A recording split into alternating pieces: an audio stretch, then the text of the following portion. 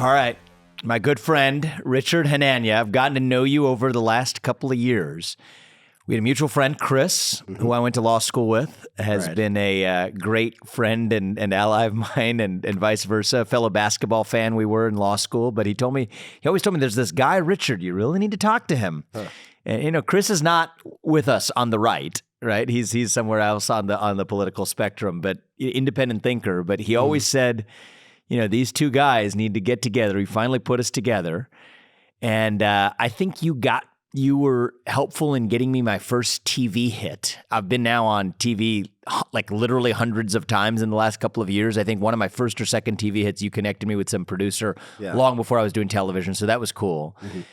But then I wrote Woke Inc. and there's the widely acclaimed book. It was really positively received, number 2 on the New York Times bestseller list. And then there's just like this really critical review that just throws the water on the spreading fire of Woke Inc.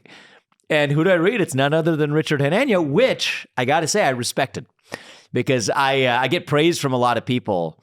I get thoughtless criticism from a lot of people, but thoughtful criticism, that's worth something, actually. And so, you know what? I learned a couple of things from that piece you wrote. I've actually taken some of the points and run with them. Right. Even since writing Woke Inc. and Nation of Victims, who would have ever thought we're human beings that evolve our thoughts? They're not static over time. And you're one of the rare people I have to thank for pushing me beyond where I was even as recently as 2 years ago. And, I know you're the same way too. You're one of those rare people who's open to doing this thing that we don't do often enough in our discourse, which is changing our mind. Right. So we're going to get into a controversial topic today. But before we do, why don't you tell us a little bit about yourself? I know about you, but we've never really had a conversation outside of policy. Like, what gets you going? Right? You clearly have some fire that's driving you. I think we share that in common. Yeah. Tell me about yours. So, Vivek, I mean, that was a nice sort of rundown of our history together. I was approached by American Affairs to review Woke Inc., and I wasn't thinking, oh, Vivek will like this, or maybe Vivek won't like this. I just sort of, put out there what I was thinking about this because I had thought about these woke issues for a while. And, I was impressed because you reached out to me and we actually, started talking more after that. I'm like, oh, this guy's not going to want to have anything to do with me again. I thought, most people, I think 9 out of 10 people probably would have had that reaction. So the fact that that's sort of, you took you took something from it, you weren't mad about it. I mean, you just developed your ideas over time. I was really, really impressed with that. And we've been, of course, in touch ever since. So my background is I'm sort of a lapsed academic. I thought I'd be going into academia. I got my PhD in political science from UCLA. I had a fellowship for a few years at Columbia. I'm still affiliated with the University of, I got affiliation with the University of Texas right now. But I started writing more for public consumption. I really didn't like academia. I didn't think that it wasn't just the politics stuff, which most of your listeners will know about. It's more that the sort of even if that didn't exist, it's the sort of the narrowness of the topic. They want you to settle in, research one tiny aspect of sort of human experience or human existence, and if you want to say anything that's substantial about the world, you have to draw from a lot of things. You have to draw from anthropology, psychology, politics, economics. Right? These things aren't separate. These separations are artificial. And so I started just writing stuff on the Substack, writing stuff for various publications, and it got a lot of attention. And I said, wow, this writing for a broad audience, saying what I think, and being able to take ideas as they come, change my mind, not being hemmed in by a topic or a method or whatever. This is much better than what I was doing before. And as far as sort of what drives me in all this, I mean, I'm a big fan of human civilization and human progress. We both share the immigrant background. My parents, they came here as adults from really in poverty, and you see the differences in between the regions in the U.S. and between populations. And if you have a historical perspective, you're like, wow, even people who are poor today are infinitely better off than people who were 500 or 1,000 years ago. And the question is, how we got here and sort of how we could maintain what's valuable and how can we sort of incorporate, new technologies and, new challenges that come up. So I've always found these, questions sort of fascinating at a very broad sort of meta level. And, I feel lucky to be able to write on the topics that I care about. Yeah, I think one of the things I respect about you is you're willing to change your mind. When I look at a lot of my peers in the profession I'm in, very few people have the courage to do that, right? And this is something that bothers me about the Republican Party today, before we get to talking about affirmative action, and that is definitely the theme. I mean, you're the man to talk to about that. It's a core issue for me. We'll get to that. But there's something about even talking about affirmative action that we ought to talk about first, which is this idea of courage. Like, what does it mean to be courageous? Teddy Roosevelt had this expression, right? Speak softly and carry a big stick. To be honest with you, I look at most of the other Republicans today, even the other presidential candidates, and what I see, or would-bes, and what I see is a sad perversion of that. Speak loudly and carry a small stick, which is to say that you become entrenched in a position, speak only to your tribe, puff your chest and say, you know what, if NBC News is mean to me or whatever, I'm not going to talk to them. I'm only going to talk to the people who already agree with me, and then boast about free speech without actually living it. I was on CNBC last night. We had a sparring debate with a former Democratic U.S. senator with a host that was, didn't love a lot of what I had to say, but I respected them having me on, and I returned that by actually showing up. And one of the things I love about you, and I try to embody this as best I can too, is courage isn't acting courageous and puffing your chest after actually having prepped with all of your political consultants to then talk to a bunch of people in a home state that are rallying behind you and standing up and cheering. It's actually engaging with the ideas that you disagree with, and even the people who criticize you. And we just don't see that anymore. I mean, I think it's just mostly missing in our politics. I mean, I think one of the would-be entrants to this presidential race, whose actions I love, it disappoints me. And part of me hurts as an American when we say that, I'm not going to engage with somebody who says things that I disagree with. What's your honest take on that?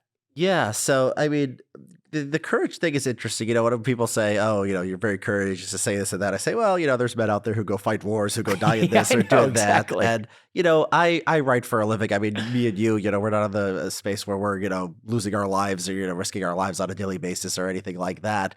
So, I think the least we could do, the least we owe the world is to actually say what we think and, not be scared. Let the chips fall where they may. I discovered when I started writing things that, there's a market for that. I mean, maybe it's not always the best strategy, but in a world where sort of everyone is just sort of putting their finger up to the wind, being the one person who doesn't do that, I mean, it gives you a little bit of a comparative advantage. And I think people do respond to that. So, I think that Trump 2016 really scrambled people's brains for how politics works. They said, Republicans believe X, Y, and Z, and this guy is saying, the opposite of that. Oh, they're not going to like him. And it was more, I think, a lot of they just liked the attitude. They liked someone who said stuff, who, no matter how the Trump movement and how the presidency turned out, they just liked someone who said stuff, who got attacked for it, and just stuck to his guns. And so, yeah, there's something about courage and just sort of, I think we've gotten away from that. I think, maybe, 100 years ago, maybe you'd read the great books. Maybe you'd read about,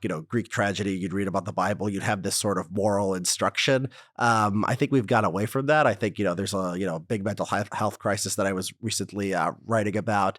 I just think there's something it's not just a social good. It's good for on the individual level. Honesty is just good for the soul. Not everyone can be 100% honest all the time. You're running for office. I don't think you're going to say every single thought that pops into your head. But look, on the spectrum from, complete honesty to, to just sort of being a sniveling politician and just, going with the wind, I think we need more people to just go more towards honesty. I think for an individual level and a societal level. I'm going to get pretty close to sharing what goes through my head, actually. And I reserve the right to correct for things that I think are wrong, because part of the way you explore your own understanding is to get your ideas on the table, hear the best arguments, and respond. Yeah. And I just think we have this stultified culture of fear that stops us from doing that. You did talk about the mental health crisis, too. There's so many side eddies here, but you see it especially among young Americans, right? And I think that one of the things that is causing it, I think, is, one of the things I said when we launched the campaign was we have this hunger for purpose and meaning and identity.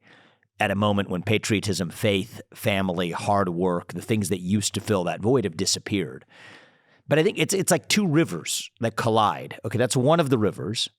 The other river that's colliding is this culture that makes young people in particular afraid of expressing themselves.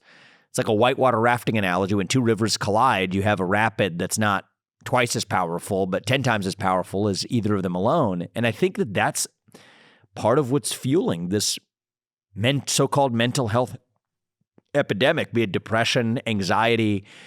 I think it's fueled by this lost sense of purpose with a suppression of your ability to express yourself. Those two are on a collision course. It's no surprise that depression and anxiety and even addiction are on the rise, especially amongst young Americans who suffer that. What do you think? Yeah, I mean, Jonathan Haidt's, Substack has a lot of good recent stuff on this. Yeah, I mean, if you look at the sort of depression, what's happening, you might notice people who are our age or older, or even a little bit younger, might not notice it. But if you look at what's happening to people 12 to 20, they are in bad shape. I mean, really, any poll question you want to check, you want to check suicide numbers, you want to check rates of depression. The last 10, 15 years have been really bad. Part of it is probably social media. I recently came to the conclusion in a piece. But part of it is also these ideas that, that have sort of, I think, taken hold in the last 15 years. I mean, a lot of the evidence points in that direction. It's hit young girls the worst. It's hit young people who identify as liberal the most. And a lot of the stuff they believe, I mean, it's just, they believe the, life is as bad as it's ever going to be. I mean, their belief about, inequality is worse than ever. The climate crisis is going to, maybe there's something, there's environmental issues, but just the catastrophizing of the media of the last 10, 15 years, driven by algorithms, driven by social media, driven by, a general hysteria in the culture. It has not been good. It's not good for people. And I think politicians, political leaders, they have a role to play. I mean, they can go along with this wave. I think that's why you do see a lot of negativity. I think that a lot of the negativity on the right and the left is driven by people sort of sensing this in the population and just going along with it. But politicians could be a positive force, and leaders generally could be a positive force on this. I mean, rarer than not, but I hope so. That's why I'm doing this thing. Yeah.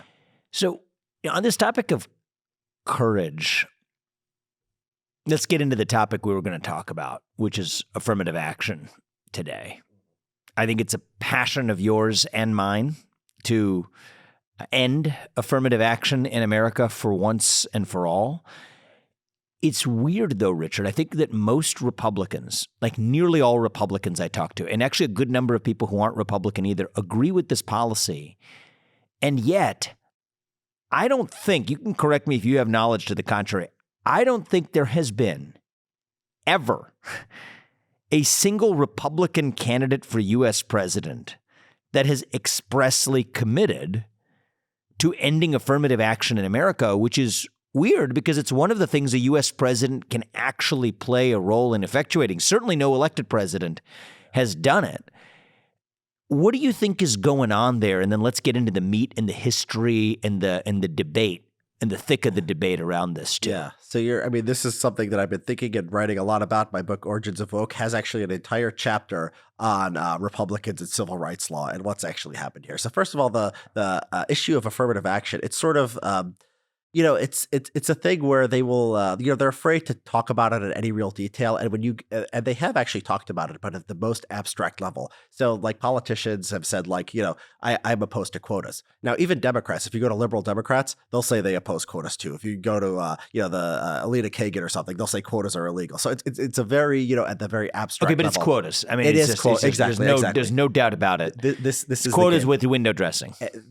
Literally, I mean, in the executive order 11246 that you talk about in those regulations, they talk about goals and timetables. You have a goal. You need to have timetable. You have a goal and goals and timetables. Yes, not a quota. And it will say in the exact same document, no quotas. You have goals. You have goals and a deadline. Yeah. You have a mandate and a deadline to deliver it by. And it's funny. I mean, you could you have to set you could set the goals yourself at timetables, but look, if they're not happy with it, they'll come after you. So of course. It's quotas. Exactly. Let's talk about the issue. It's a racial quota system. Yeah. And to people who don't know Executive Order 11246, who are, new to this, So that's an executive order implemented by Lyndon Johnson. That means it didn't go through the democratic elected process of the lawmakers. Right. Lyndon Johnson, by executive order, said that basically anybody who does business with the federal government contractors, it's not a small segment, it's about 20% of the U.S. workforce covered by companies that fit this description,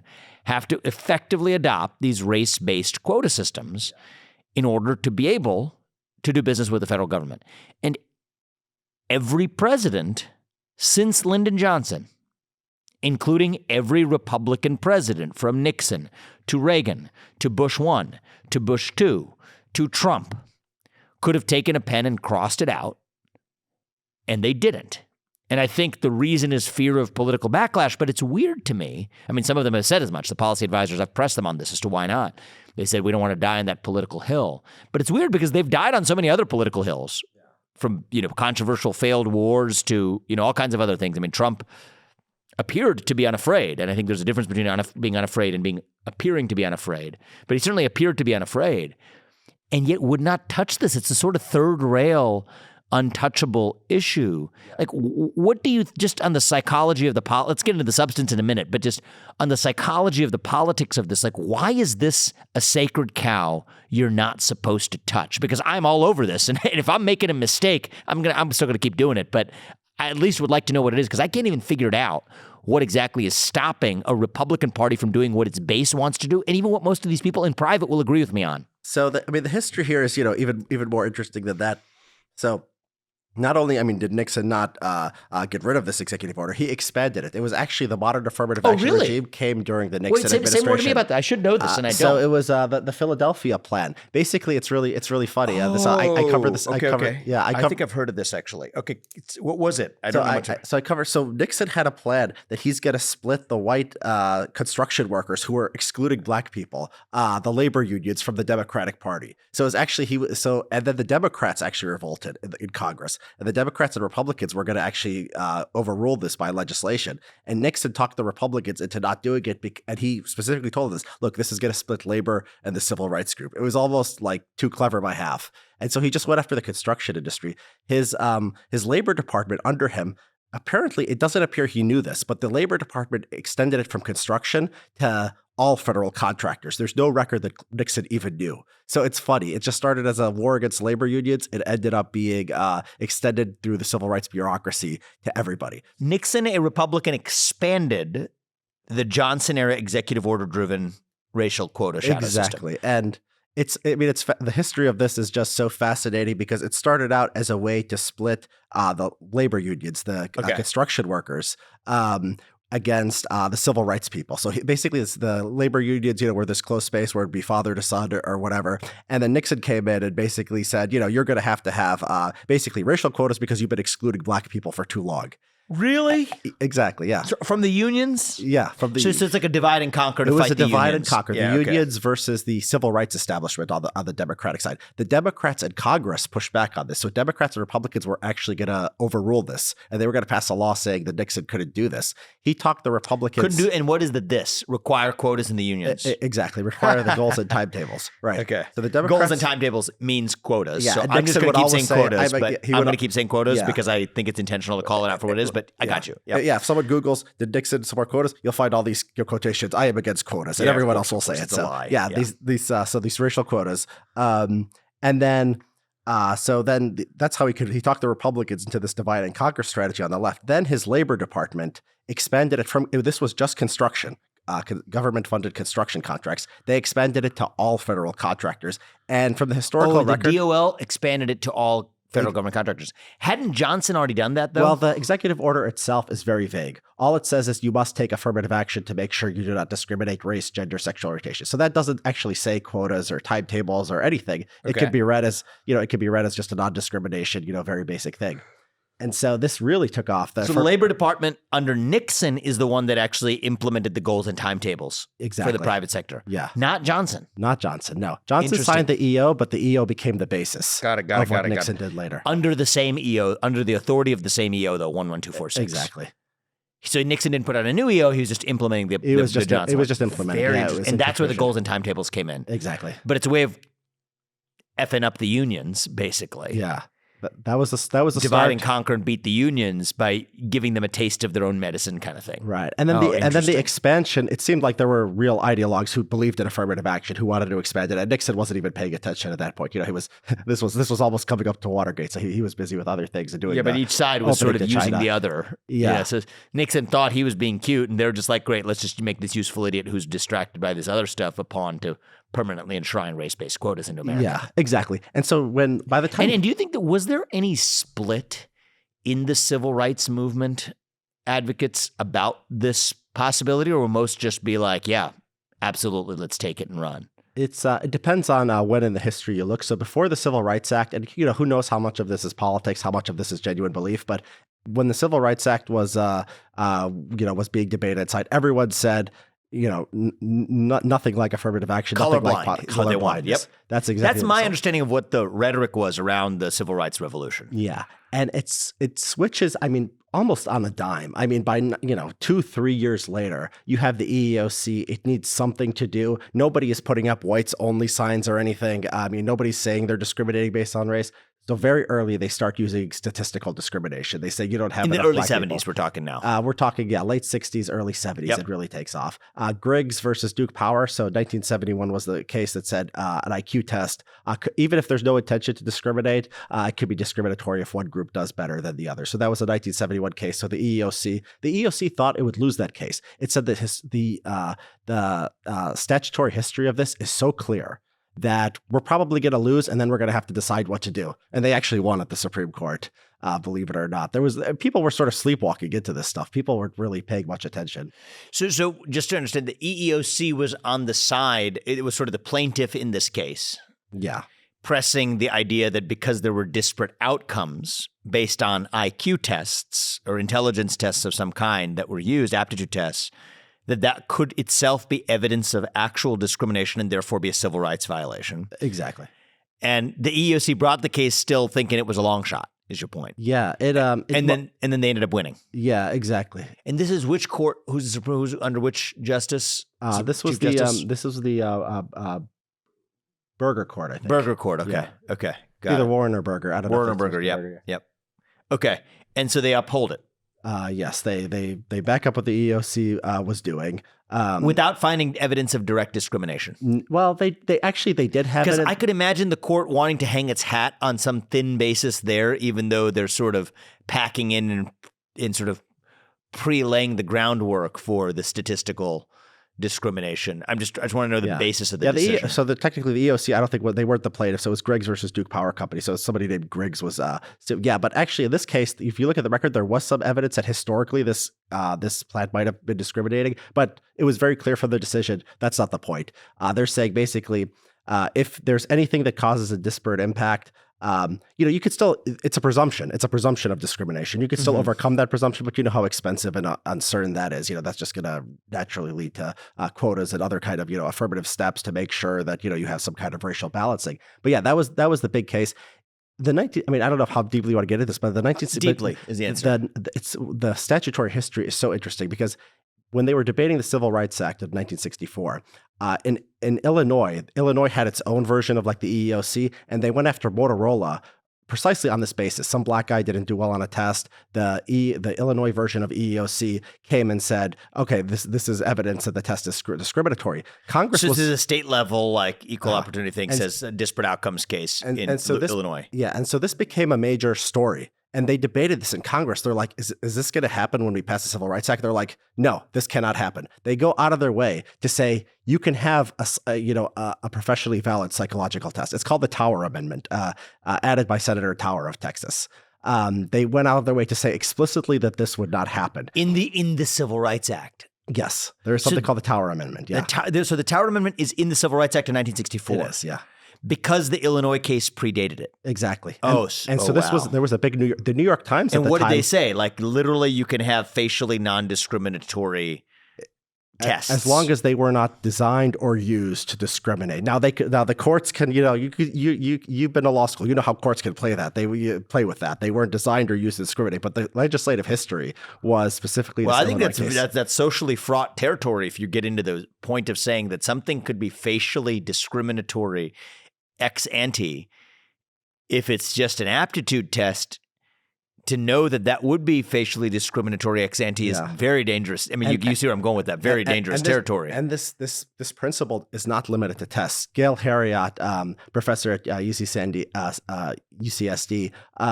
has basically said everything is disparate impact. Look, if you have a thing saying show up on time, the odds that every race is going to show up on time, at the exact same rate. Yeah. So what I call scope 3 disparate impact. So basically, she says disparate impact. Look, it bans everything because literally everything has a disparate impact, and then gives the government basically unlimited discretion at what it goes after. So now it's like, under Obama administration, EEOC was saying, it's criminal background check, right? They started saying you do criminal background check. Look, all races don't have equal odds of having a crime, having been convicted of a crime. So therefore, that's discriminatory. So just about anything they want to do, now they can do. This is this disparate impact.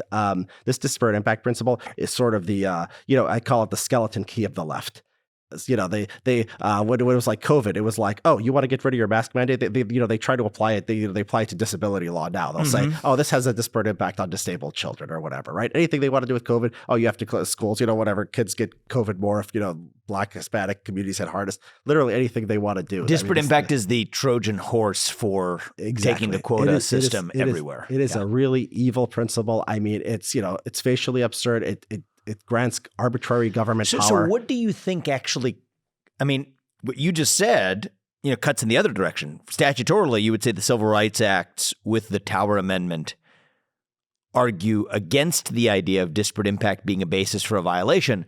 So just delineate, put some meat on the bone here as to, well, why is that still nonetheless the prevailing norm today? Or is it? I mean, this is a somewhat controversial idea. Well, the courts. I mean, the legislative history is not controversial. There was even a no. The legislative history is not controversial. I'm asking, what the state of the law today? Is it that disparate impact can be a basis for finding a civil rights violation, even when there's no discriminatory intent? That's the entire civil rights regime. It's not a can. It's the entire civil rights regime. That's my sense of it. But my question is, in light of what you said about the Tower Amendment, how did we get from there, where the framers of the Civil Rights Acts so expressly wanted to be clear that so-called disparate impact would not be a basis for a civil rights violation, to be that's the statute itself, to get to a regime where now if you apply a test, say an aptitude test or criminal background check that results in disparate results on the basis of race, today to infer that that's a civil rights violation, how did we get from A to B? I know Griggs was part of it, but that's one case. A little more meat on the bone there? Yeah, there was, so the affirmative action in contract is also sort of a disparate impact principle. It's like all you do is you look at your employees and you say, if you don't have this number of people in this job, then you set the goal or timetable. So it's the same. It's actually like the same sort of principle. And how we got here, it was really neglect. I think that Republicans for a lot of years didn't want to think too hard about this stuff. And so the liberals in the Supreme Court said, okay, we agree with you. No quotas. The Bakke decision, right? Diversity, not quotas. Okay, well, that's sort of hokey and sort of, sounds nice, and it could mean anything. And so a lot of this stuff flew under the radar. To continue sort of the history of this executive order and affirmative action, Reagan wanted to get rid of it. I mean, this was like a serious debate within the Reagan administration. And he was basically, told by members of Congress that the Republicans and Democrats would overturn his veto. He tried to do something else on civil rights. Reagan wanted to get rid of what? Executive Order 1246. Yeah. Or do a new executive order that reinterpreted it to, get rid of affirmative action. Good for Reagan. Yeah, exactly. And he there was something called the Civil Rights Restoration Act. That's a whole nother thing. But he did that, but then Congress overruled his veto. So he tried to pull back civil rights law in this, which actually was a lot of this Title IX stuff came from that. Reagan got his way on this other thing. But anyways, just to stay on the affirmative action and contracting thing. Yeah. So Republicans and Democrats. Look, whenever affirmative action has gone to the voters, they've said no. They said no, except one or two cases where it just barely squeaked by. Even in places like California and Washington, it's lost. But I think at least when during Reagan's time, it was like this bipartisan. There wasn't conservative media back then, and it was just like somebody is pro civil rights and somebody is against civil rights. And I think Republicans probably didn't think about it too much. And Reagan, because he was a little bit more ideological, maybe more in tune with conservative thought, saw what was going on here. But Congress opposed. The Republicans take Congress in 1994. They think about getting rid of affirmative action there. And then they don't. They have a big fight actually within the caucus. And how would they have done it? Just legislatively. Just new law statute banning any base of federal race-based discrimination. Yeah, there was something called like the Civil Rights Act of, I think, 1994 and 1995. Bob Dole asked. Did never pass, though. Did not ever pass. It never even came to a vote. Bob Dole asked for an inventory of all programs in the federal government when he was a senator that use race. And they came back to him with 160 of them. Really? And this was in preparation of potentially banning all of that. But they just made a decision. They got scared of the issue. Gingrich and these people in Congress, they just blinked. I can't find like really a good reason for it. They just seem to have gotten scared, and then people just sort of forgot. I mean, it was not a live issue anymore. Trump in 2016 says, "I'm okay with it." I don't think he knew what it was. Like Trump, I don't think wants racial consciousness in hiring. But they ask him about affirmative action, and he just goes, yeah, I'm okay with it. He probably thinks it just means like, be nice to everybody. But he's the president of the United States, and he's setting public policy in an America First agenda. Yeah. And so for him to bless this, I think it's dangerous. Yeah. Because it actually codifies. I mean, if you're on the left and you're arguing for these race-based quota systems, and Trump's your number one on most things, but even he turns a blind eye and says he's cool with these race-based quota systems, that's a problem. Unquestionably, yeah. And, I was actually listening to a podcast where the head of the part of the Labor Department that's in charge of these affirmative action programs, he was on a Federalist Society podcast, and he was bragging about how they actually expanded it during the Trump administration. They brought intersectionality into it. They would say, "Oh, you look at blacks and you look at women. Look at black women." I mean, it's really shocking. I talked to some people actually who were in the Trump White House, and I showed them this podcast of the guy in the Labor Department bragging about this. I'm like, well, what's going on here? Who was in the Labor Department bragging about it? Oh, the head of the Office of Federal Contract Compliance Programs, OFCCP, which is the part of the Labor Department that runs the affirmative action, executive that implements OFCCC. OFCCP. CCP. Office of Federal Contract Compliance Programs. I love any federal agency that ends with CCP. Okay. Yeah. So the OFCCP in the Labor Department administers. Yeah. How many people do you think work there? Probably not that many. It's a sub-agency within. I'm just going to fire them. What do you think? I think that would be a good plan. Yeah.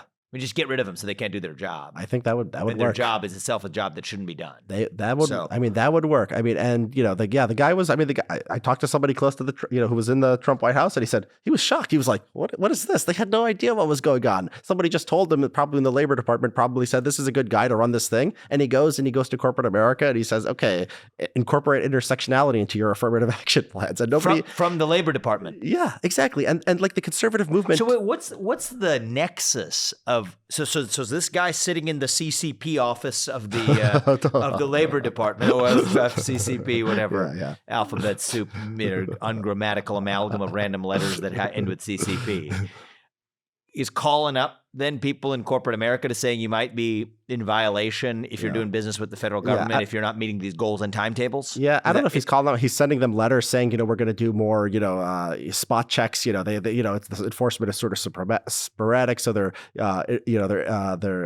increasing enforcement. They're expanding the search of what they're looking for. There was no sense that this is there was no sense of like, this might be contrary, from listening to this guy, there was no sense this might be contrary to Trump's message or what most Republicans believe, or whatever. And look, conservative media dropped the ball here. I mean, like, when conservative media is concerned about things, I mean, Republican politicians tend to listen. And I think this is why this is changing. I mean, I saw just recently in Texas, Greg Abbott just sent a memo to all state agents that said no more DEI hiring. I mean, what took so long? Republicans what took so long? Have run I know, Texas exactly. Asleep at the switch, poll test it until you make sure it's really safe, and then you do it? Yeah. When this stuff has been ossified in the culture, I mean, where are these leaders when we need them? Yeah, I mean, like 25, 30 years, Republicans have been in control of Texas. I mean, all it took was one governor coming along and saying, yeah, don't do this. I mean, a lot of this stuff is not legislation. It's executive orders, it's agency action. So this makes it actually easy. I mean, it's easy, like, if something you have to pass a law for, that's the most difficult thing. How much of the affirmative action we see in America is created either directly or in the shadow of, I would say, the combination of this executive order, its implementation. Break down for me the pie chart of what you think the sources of affirmative action in America are. So, I think that it's hard to say because we've had 60 years of government regulation, and then you've created a whole new culture and you've created whole new industries. The human resources industry takes off in the 1960s out of affirmative action offices. I mean, they just need to keep up with what Washington wants and what they're doing. The universities, I hope we get to talk about the universities because they actually, the Nixon administration, and I don't want to even blame Nixon personally for this, but basically one of the government agencies, the precursor to education and health and human services, goes to universities and says, we want data on the race and gender of your makeup. Columbia University comes back and says, that is against our principles. We don't even keep data. This is Columbia University on race and sex. And their nexus for doing this is federal funding, I suppose. Exactly. Yes. Okay. This is Title VI. Because that's why I love Hillsdale College, because they don't take the federal funding, so they still don't do this. This is Title VI. This is not private employment. This is a different Title part of VI the Civil Rights Act. is the university funding. And Columbia says if we had to collect this data, we would need a whole new bureaucracy. We would change the kind of... They say build the bureaucracy is what they say. They basically build the bureaucracy. They say we're not even that kind of university. The faculty have control. We're decentralized. Columbia University. I can't stress this enough. This is around 1970, 71. Not that long ago, the universities are standing up for merit and for colorblindness, and the federal government is saying no. And the Columbia University, eventually the president writes like an open letter and says, they want us to become a race-conscious institution. We need federal funding. I guess that's what we're going to do. I mean, and then they pay the money, and the gravy train goes on. Taxpayers and others pony up the dollars to create the bureaucracy to administer this racial nonsense. When was this in Columbia's case? This was about 1970, 71, This 72. is nuts. Yeah. The university. Oh my God, this makes me. So if you want any evidence, this makes me livid. We see the universities and we say, oh my goodness, these people are ideologically crazy. And to know the history that the Ivy League schools were standing up for merit at a time, and the federal government just not that long ago was saying, no, you have to be another way. I mean, that shows you sort of the power of government. I mean, today, look, if it's why I'm running for president. Yeah. People miss this. Thank you for. We actually can get. Somebody can actually sit in the White House. There's not a ton of things you can do in shaping a culture from the White House, actually. Yeah. But this is one of them. Yeah, unquestionably. Yeah. It started with the federal government, but it started via executive order perpetrated through the entire culture and cultural fabric of our country to create this race-based artifice.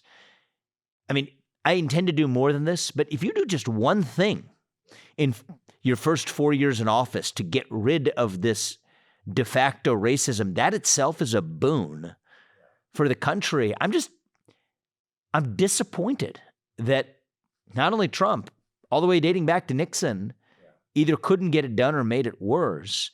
And then where's DeSantis on this? I mean, where are the other warriors in the Republican Party? It seems like an issue they're hiding from. My goal is to make sure we don't hide from it. I'm making it a tip of a spear for my policy agenda. So by the time the debates happen later this year, I don't think it's going to be avoidable for the rest of the field. Right. I feel the same way. Yeah. But what the heck is going on? I don't even blame the politicians are sort of a lagging indicator, right? Politicians are responding to what other people are doing. So I blame conservative media. I mean, when I wrote my Woke Institutions is Just Civil Rights Law, when I wrote the piece, sort of my first sort of idea connecting law to wokeness, people were surprised. And, I'd gone to law school with Chris Nicholson. We were both interns at Center for Individual Rights. So I knew a little bit about the legal background. And I wrote this, and then everyone was surprised. Wait a minute, affirmative action is even you the first time I told you, Vivek, I remember you said affirmative action is just an executive order. People are like, my goodness, right? And so Trump, when he gets rid of critical race theory, the story behind this is he just sees Chris Rufo goes on Tucker.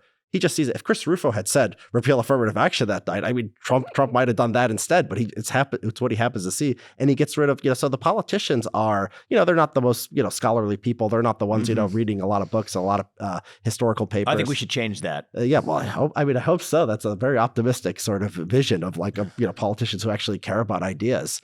But that hasn't been the case so far. So, it's almost a more interesting question, where has conservative media and where have conservative intellectuals been on this? And why? Why? What do you think is going? Fear? I don't think it's fear because, look, it's ignorance. Like Dobbs, that angered the left. Conservatives supported that and they did that. I mean, they'll do a lot of things that clearly anger the left. It's really, I think it's just, I mean, the movement has become less intellectual. Now there's this, it's sort of a different topic. But it really has, actually. There's been education polarization, even 20 years ago, even 10 years ago, Republicans won college-educated whites in 2012. I mean, that sort of seems like 100 years ago, but 2012, I mean, Republicans won college-educated whites. Now, it's like 60-40 to the Democrats, and of course, college-educated of other races are even more Democratic. And so, yeah, I mean, I think there's been a sort of a brain drain from the movement, and they're just, even when there's like low-hanging fruit of things that they can do and things they could change that's consistent with their principles and would be good politics, they tend not to pick it up. But, we're changing that. We're part of the change that we're part of the change we want to see. Exactly. I mean, I don't believe in just wishing things into existence. At some point, you got to actually do it. I mean, one of my theses is that we do live in a complicated moment that's different from 1980, where the threats to liberty are plural. They're more complicated. They take the form of this merger of state power, corporate power, sort of cultural hegemony, permeating different institutions even outside of government, that it probably takes a leader in the White House who has a first personal understanding, bone-deep conviction, and constitutional commitment to actually get it done, rather than just doing what conservative media tells them to do, frankly, on a given day. And so that's part of the premise for my candidacy. But I just think that, it's my expectation, actually, Richard, that if everything you're saying is true about why they're not on the issue, it's maybe more ignorance than fear, pretty soon we're going to see a trend that's already started to happen in the last couple of weeks, where the other candidates in this race are just taking my ideas. And I'm happy about that, actually. I think that's a good thing for the country if we open the Overton window.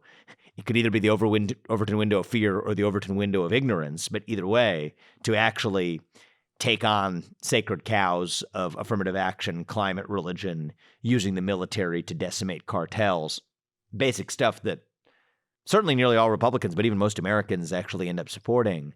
So I think that'll be a good thing. But I want to get to the bottom of how difficult it would be to execute. I mean, for me, I think the simplest thing to do, I'm not saying it's the only thing to do, but the simplest thing to do would just be to rescind Executive Order 11246. I mean, it seems like a good day one item. Yeah. Actually, I mean, it would probably be stronger to just clarify it and make it like the opposite. Like, you can't have an affirmative action program because, look, that that yeah, I kind of like that. This would be consistent with. I actually like that. Thank you. So maybe we'll make a rescind and replace. Yeah. Yeah. So there was a little bit of this in the Trump administration where they would, Princeton at one point I kind of like that actually a lot, because if you just rescind it, you mean the federal government's no longer requiring it. But yeah, I mean, replace it, you actually are codifying the Civil Rights Act, and you can use actually the what do you call that?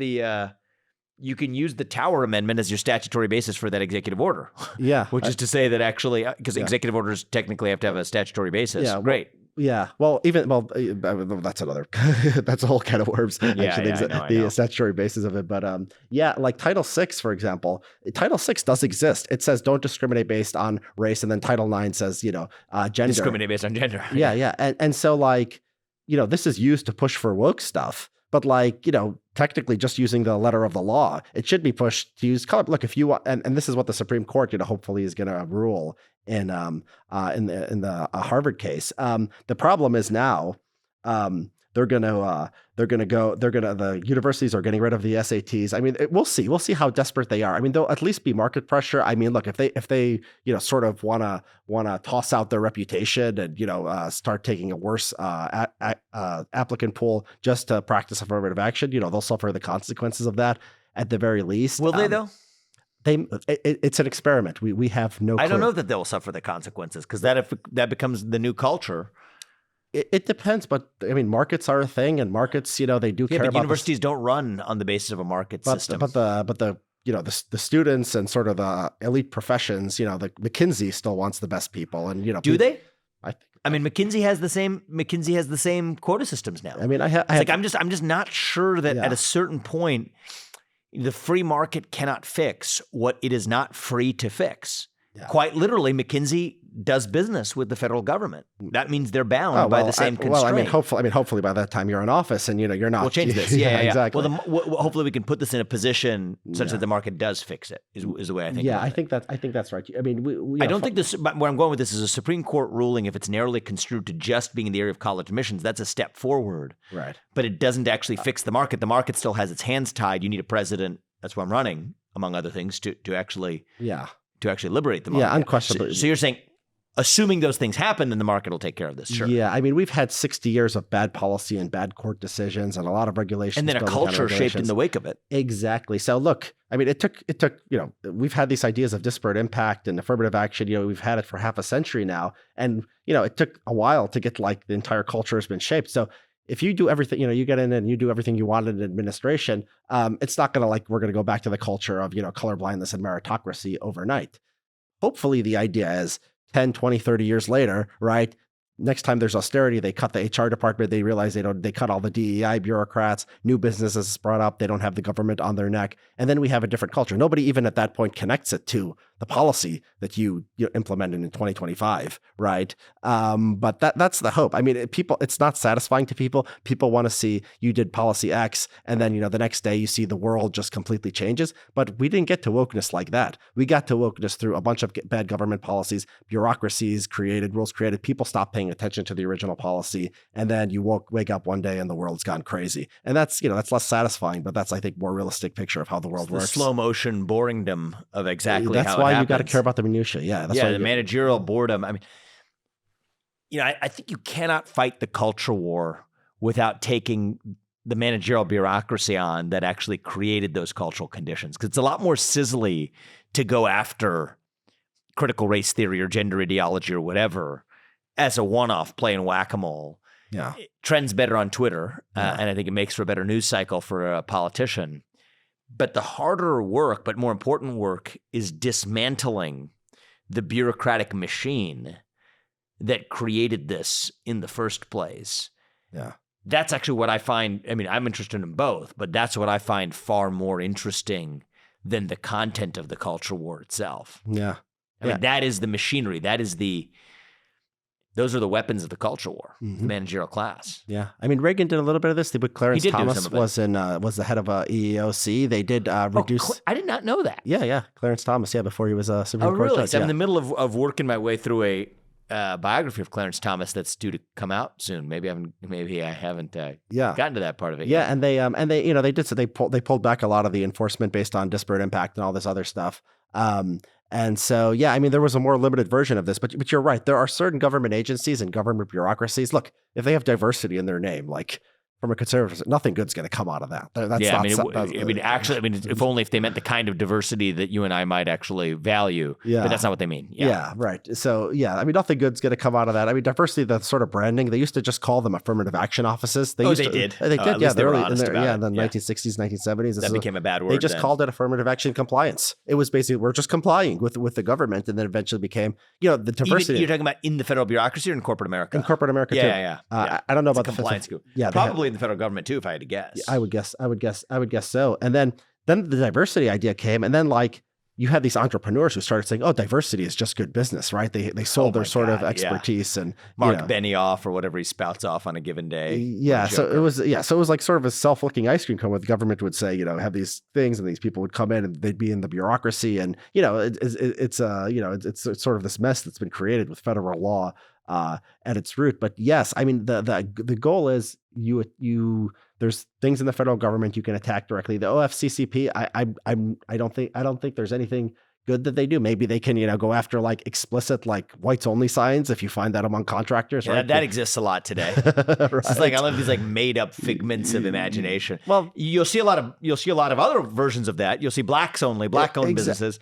I in my lifetime have not seen a whites only sign other than maybe at some sort of stultified tennis club where they're referring to the clothes you wear. Yeah, well, that's about it. Well, that's part of it. That's part of it. They needed something to do. They said no more racism. People said, okay, we don't. And look, the markets, people want to make money, and people are just my idea that markets are fair isn't that capitalists are angels. It's like they're selfish enough that they want to make money, right? Yeah. And so if you have something to produce, that's why immigrants come to this country from all over the world. That's why my parents came. Of every shade, every hue, every religion, every strange cultural background, every kind of food you could think of. And, they succeed. Mm-hmm. Why? Because markets are selfish, because people are self-interested, right? And, I think Americans are good people too, but basically it's the market forces. Actually, the immigrant thing actually brought up a point that I think sometimes gets forgotten in this. And so the irony is that affirmative action, as I understand it, ends up helping the kids of Black immigrants who came to this country in the last 50 years far more than it does the descendants of slaves. So even if this is about dismantling systemic discrimination, we stupidly make it about your skin color than we do actually about what the original justification of affirmative action was even supposed to be, right? Yeah. I mean, the way kids who come from West Africa or whose parents or grandparents came from West Africa, they're the ones who then claim the victimhood mantle when in fact it had nothing to do with them. The way we classify race, I mean, is very... it's strange. The word, one of the things I show in my book is the word Hispanic, and these words Hispanic and Latino, they were very rarely used in the English language before the government made them a category. So you look at like Mexican American or Cuban or Puerto Rican American, those go down since the 1970s, and Hispanic and Latino go up. So I have a chart that shows this, right? Yeah, it's like the amalgam of like multiple different cultures that have nothing to do with each other. Exactly. So the government said you're a people, and then they said, like La Raza was getting all of its money basically from the federal government at the beginning. They were getting grants from these, various programs saying we're La Raza, we're the race. Started out as a Mexican group, and then they basically said, okay, we're all Hispanics. The Asian Pacific Islander thing. I mean, it's bizarre. I mean, it's the fact that there was some lobbying at some point from there was different groups tried to get included, right? So like Indians came, they wanted small business loans. Now Asians get discriminated against in affirmative action in colleges, but for small business loans, all the law says is you have to be a minority group. So most of the minority small business loans, they go to Asians usually, not Blacks or Hispanics. So they're overrepresented there, and they lobbied. So now they're minorities, right? The Indians are minorities, Pakistanis are Asians. And then they said no to the Iranians and the Arabs. They said that we're going to draw the line. Draw the line. It's so arbitrary. They got to draw the line somewhere. So let's just get real practical about the next couple of years. Supreme Court is ruling on the affirmative action case. What we expect to probably come out in May, right? Probably, June. May, July. June, whatever. We can play our betting odds exactly what they'll say, but assume that there's at least some limited basis for overturning affirmative action in college admissions, but it'll give us a blueprint for what applies outside of college admissions as well. How much easier is that going to make my job in doing the things that I've said I want to do as U.S. president? It can be a virtuous cycle. So the Supreme Court, decision, there's a lot to be said about that. One thing that I hope they do, and I may write about this, is that a lot of the colleges, they're saying that we're going to try to get a diverse, student body, but like we're going to do other things to get a diverse student instead of directly considering race in the application process. Now, according to like the plain text of like, the Civil Rights Act, like to rejig your admission system to get a certain number of Black and Hispanic students, I think the Supreme Court the decision should be broad enough to say, no, that's not allowed either. I mean, it's common sense. If you said we want to rig the system just to have, whites instead of Blacks, but, after you said we can't discriminate, people would see that clearly. So a broader Supreme Court decision that said something along the lines of, all consideration of race means all consideration of race. You can't rejig the system and still get government, federal funding. That would be very helpful. Yeah, and then some of the stuff like the EO 11246 stuff could be due right off the bat. Even like there was talk in the Trump administration, and they never got around to this, but getting rid of the disparate impacts standard for Title VI as a general matter, you could do that through the through executive orders, or at least through the executive agencies. There's a talk of Bill Barr's DOJ doing it near the end and just sending out that sort of directive to the rest of the government, not directive or guidance or whatever. And so, yeah, there's that. I mean, like, legislation. I mean, if you want to be really ambitious, dust off the Civil Rights Act of 1995 or whatever, 1994, whatever year it was. Get rid of there's a professor at George Mason named Dave Bernstein, who talked about the separation of race and state. Yeah, right? I like that. I like that a lot, actually. Yeah. Separation of race and state. It should be just as unthinkable to, take it. It's unthinkable right now to say, for a government agency to say we have too few Catholics or too many Jews or whatever. It should be just as unthinkable to say we need more Hispanics or more Asians or whatever it happens to be. Yep. And I think this, I think it creates a cultural tailwind to get this job done. It's not going to do, the Supreme Court ruling is not going to get the whole job done. And a lot of people say, oh, if you start attacking this stuff, the liberals are going to mobilize, they're going to do, it's like, you don't know that because public opinion is not on their side. And when they feel the wind of public opinion at their side, then they could feel like they can get aggressive. When it's going against them, they have to hem and they have to haw. They're politically self-interested actors too. And not all Democrats are on board. I mean, if you explain to, even if you look at the polling, how California, I think 55 or 60% voted against affirmative action. So, once it becomes partisan, maybe, they coalesce. But there's a chance to split this, especially with the Asian population, especially, even with, Hispanics, when you see, the kind of, there's no indication that they particularly like racial preferences, even though in some cases they. California Prop 16, look at that vote. Exactly. Yeah. It was basically, every race, I think, either voted or close to a majority of every race voted for it. So there, you're pushing it, you're uniting the conservative movement, right? It's like, oh, populist libertarians, like, no, we can all be on board with this, right? Yep. You're the most libertarian to the most, to the most populist, least libertarian. We're all. That is one of my goals, by the way. This unite the conservative movement, unite the country. Exactly. That's one is the precondition for the other. Yeah. The DEI, the HR ladies might not like you, but no, they're not a huge portion of the population. They might be out of a job. That's why they won't like me. Yeah, exactly. To the extent that anything can unite this country. Unite the country mostly is the best we're going to be able to do. To the extent that anything has 60, 70%, there's not a lot of things like that. Yep. And this is one of them. So, I think I wanted to just close this with, like, put the law and policy and the history to one side. Very interesting. I learned a lot. So thank you. I think we don't talk enough about the impact that affirmative action has on Black Americans, actually. Yes, it is on its face a form of anti-Asian racism, anti-Indian American racism, anti-white racism. That's obvious on its face. But I think it is starting to create this new wave of anti-Black racism that stems from resentment, that stems from a feeling that things aren't working like they're supposed to meritocratically, because they're not. But even to the Black person who would have otherwise earned his post exclusively based on merit, if I had to pick, I think the system is most unfair to that person, more so than to me or to you or to anybody else. Because for us, it was just that we didn't get a position. The more difficult reality is you got the position, but you weren't treated with the respect that you should have been because someone still condescended on you.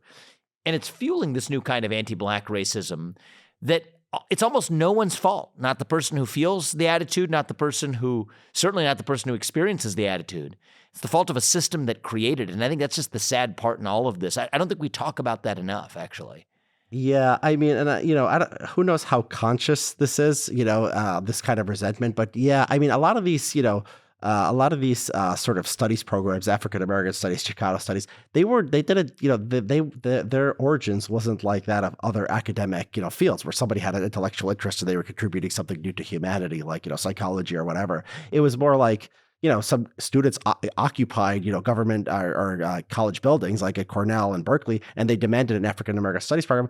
A lot of the time, it was like the stuff that because they were affirmative action, they got into the university for affirmative action in the first place. They had to build a whole grievance department, like a study of grievance, to explain their failure. There was a big, scandal at I think it was UNC where like they were putting all the Black athletes, because they got double, they were athletes, so they came in with less. Worse academic records, but they were just putting them in the African American studies program because, like, I guess that was just what you do with people who, can't cut it in other fields. Yeah, and it sort of creates these new made up fields, and it creates this culture of condescension, right? Okay, This is your place in the university. It's kind of sad, actually. It's funny, so when I was in law school, there's these two girls who I went with, and they were, they're liberals, but they were talking about another student who failed the bar, right? University of Chicago Law School, not many people fail the bar. So it was something they were talking about. And they're like, oh, he's a white male. That's very strange. And they're like, oh no, I heard he might be Hispanic. And their assumption was if he was a white male, he would have gone into University of Chicago Law School on merit. He wouldn't have failed the bar. Yeah. When then they said, oh, he's Hispanic. Oh, It sort of makes sense now. Okay, now I understand he'd fail the bar. And you know what? That assumption, you might want to say, oh, these liberal girls, hypocrites. It's a reasonable assumption. Yeah, it doesn't land well on my ear, but if you think about it, they're just responding to data, to statistics, and it's no one's fault. It's not their fault. It's not the fault of the black person, the Hispanic person, the white person who's on the receiving end of that difficult kind of statement. It's just the fault of a system that created those attitudes, but you're not allowed to say it in public, but it doesn't change the fact that people actually think it. Yeah. Tom Sowell has talked about this. He said, when he was an expert in, cameras or something when he was in the military, and he says people would, even the most racist, guys from the South would come up to him because they said, oh, the black guy learned this, he didn't have the opportunities. He must be really good at it. And he noticed over the years as affirmative action became more instituted, he didn't get that kind of deference anymore. People make different assumptions. Yeah. I mean, there is there's a cost. Like, people are not that stupid. I mean, people can see that people, when they talk about law admissions or they talk about admissions to graduate school or universities, they know the bar's being lowered and they know what that means. And they have experience. They know who the smartest people in their classes are. They know who got in and who maybe, can't keep up with the work. And you're not allowed to talk about it. You're not allowed to, make a political issue out of it. This kind of sort of a submersion of what's really going on and this sort of dishonesty it teaches. It's not healthy for our culture, and that's why it's important to address. And I think it is one of these issues. You put your point on it correctly. Motivates me even more to go after this in this Republican primary processes. I think it can unite conservatives, right? You got the Trump wing, the Bush wing. Bush actually said it well in this. I mean, I've criticized George Bush for a lot of things, but not for this. He's called it the soft bigotry of low expectations. Chief Justice John Roberts famously said, right, the best way to stop discrimination on the basis of race is to stop discriminating on the basis of race, right? And so say what you will about John Roberts, say what you will about George Bush. This is something that the conservative movement has been on the right, the proverbial right side of history. We've been on it for a long time. We've actually lacked leaders to execute. Trump was actually a leader who failed to execute. So for all the criticisms of Bush, and I agree with him on a lot of those criticisms, you got to call it like I see it. Here was one where the conservative movement's been right for a long time. You had an executive who did take a strong view of executive power, who just didn't get the job done. We're going to get the job done. And I think that will hopefully be the beginning of at long last, the beginning of an e pluribus unum reuniting of the country, a revival of the country around this idea of merit. And I think if we could do that, put the merit back in America, I joke around sometimes. I think that's actually one of the missing ingredients in our national revival. And I think that what you're doing, I think is part of it, because people don't, I think, know how to talk about it in a way that's positive. Oh, this black guy, got an advantage. It's unfair to, okay, yeah, it's unfair. That's right. But, that doesn't really motivate people to take on this uncomfortable issue. When you say, I'm going to build, we're going to sort of have a new national identity. We're going to care about merit. We're going to care about excellence. We're going to care about doing great things. Then you get the motivation to overcome that political resistance. So, we're going to do it in a positive way. And not because we're just sugarcoating it with some positive veneer. No, the essence of merit, the essence of excellence is itself a positive and galvanizing message accessible to anyone, no matter their skin color. Absolutely. Yeah, we want to cure cancer. I mean, we want to colonize space. Yes, we're going to need to get the best people to do the best job. Exactly. I love it, man. Thanks for joining. I hope this is the first of a few that we do over the course of the next year. I think we only covered one topic of shared interest. We have others too. So, let's dive deep when you're ready. Absolutely. Anytime, Vivek. This was great. Yeah. Thanks for coming out, man. Thank you. I'm Vivek Ramaswamy, candidate for president, and I approve this message. Paid for by Vivek 2024.